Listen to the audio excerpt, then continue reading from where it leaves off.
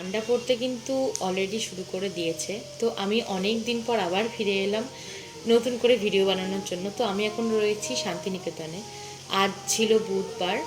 তো আমি যাচ্ছিলাম একটু উপাসনা গৃহে। তো ওখানে গিয়ে দেখলাম তখনও কিছু শুরু হয়নি। তো তারপর আস্তে আস্তে সবাই এসে জড়ো হলো এবং প্রার্থনা যথারীতি শুরু হলো, শেষ হলো। তারপর আমি একবার চট করে ড্রেস চেঞ্জ করার জন্য গেছিলাম রুমেতে। রুম থেকে আমি চলে এলাম, আমাদের ক্লাস ছিল। তো এই হচ্ছে আমাদের সঙ্গীত ভবন। কি ভালো যে লাগে এই ওপরে ব্যালকনিটায় দাঁড়ালে।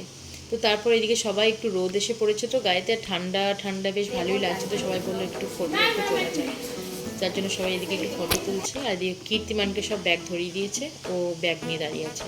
তো এই যে আমাদের কটা ছবি তোমরা দেখে নাও।